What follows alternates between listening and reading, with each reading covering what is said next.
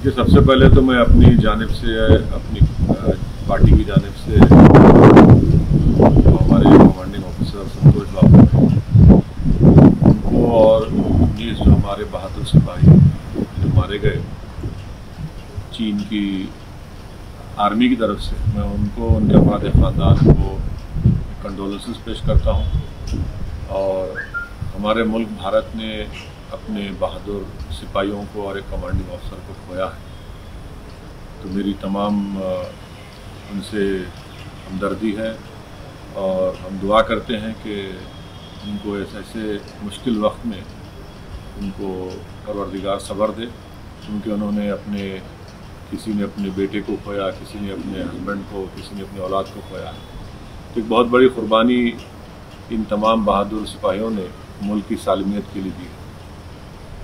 दूसरी बात यह है कि पिछले अप्रैल के तीसरे हफ्ते से ये मुसलसल चीन की तरफ से गालवान वैली में, पांगसोंग सू में, वहाँ पर चीन की फ़ौज बड़ी तादाद में घुसकर करीब 4.5 किलोमीटर के करीब भारत की टेरिटरी को उन्होंने कब्जा किया।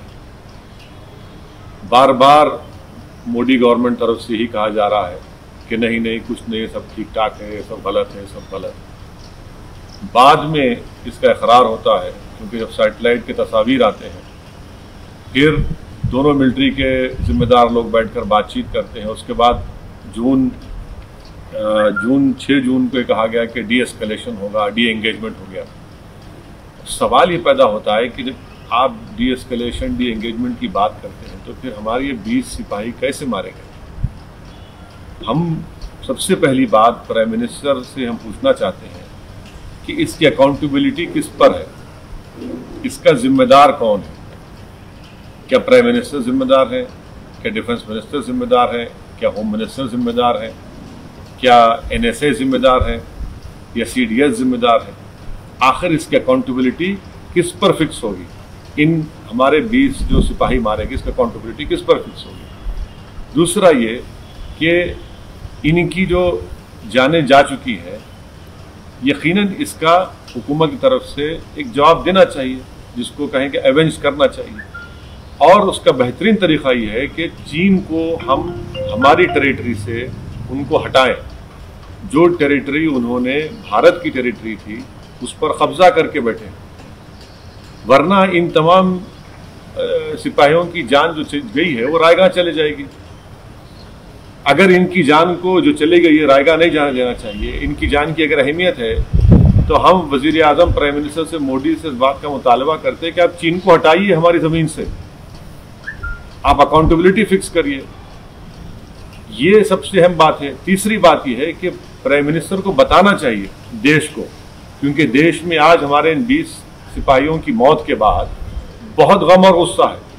देश ये जानना चाह रहा है कि चीन ने आखिर कितनी हमारी ज़मीन पर कब्जा किया है। बताती क्यों नहीं सरकार ये? भाई डी एस्केलेशन, डी एंगेजमेंट हो रहा है, तो फिर आप कितनी ज़मीन पर चीन ने कब्जा किया? चीन ने तो अपने इलाके में आर्टिलरी भी लगा दिए हैं। इसका क्या मतलब है? बंकर्स बना रहा है जहां पर कब्जा किया है उसने। तो प्राइम मिनिस्टर को ये बताना चाहिए कि चीन ने हमारी कितनी ज़मीन पर अंदर घुसकर कब्जा किया है। ये बहुत अहम है, इसलिए कि ये पहली मर्तबा चीन इतनी बड़ी तादाद में अपनी फौज के साथ भारत के इलाकों में घुसा है। करीब 40 साल के बाद बगैर गोली चले हमारे सिपाहियों को मार मार कर इनकी जान ले ली गई है। तो प्रधानमंत्री को बताना पड़ेगा। कैजुअलिटी उधर भी हुई है सर। अब भाई अगर उधर हुई है तो फिर आप बता दीजिए ना। अगर कैजुअलिटी हुई, कैजुअलिटी का होने का मतलब ये तो नहीं है कि हमारी जमीन से छोड़ के चले गए। हमारी जमीन पर आज भी वो लोग कब्जा करके बैठे हैं। 4.5 किलोमीटर अंदर भारत की टेरिटरी में चीन की फौज बैठी हुई है।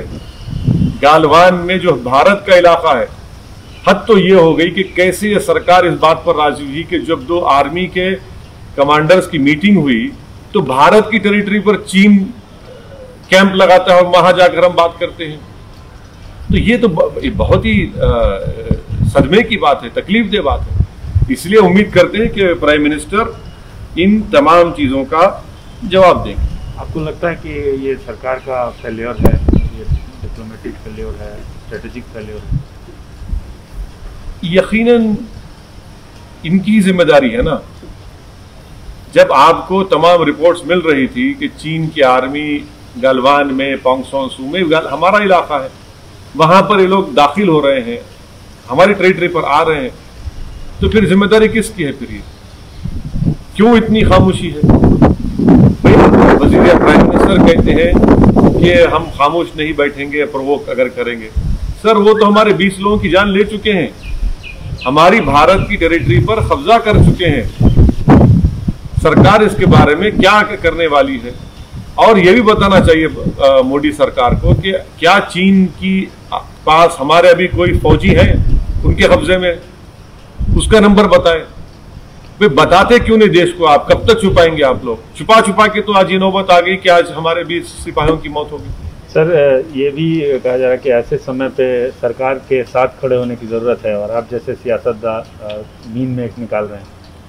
बिल्कुल नहीं, मैं तो आज भी सरकार के साथ खड़ा हूं। मैं तो सरकार से ये पूछ रहा हूं कि हमारी कितनी जमीन पर चीन ने कब्जा किया।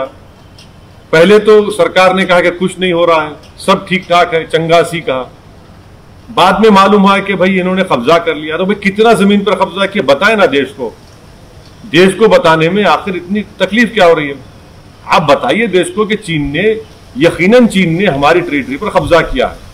गलवान जो हमारा इलाका है, पोंगसोंग सू लेक हमारा इलाका है, जहां पर चीन कभी नहीं आया, वहां पर चीन पहुंच चुका है। तो हम सरकार के साथ खड़े हैं, मगर इसका यह मतलब नहीं है कि कोई चीन की फौज पीएलए हमारी जमीन पर कब्जा कर ले और हम खामोश बैठे रहे, आंख बंद कर ले।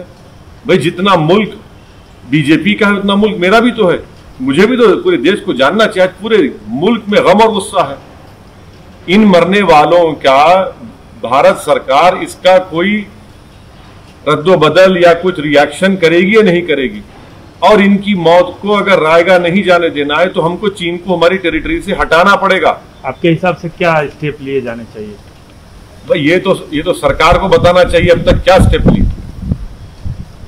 ये स्टेप जरूर लेना चाहिए कि चीन जिस जमीन पर कब्जा कर चुका है उनको वहां से हटना चाहिए। चीन को 4.5 किलोमीटर हमारे टेरिटरी के अंदर चीन आकर कब्जा करा है।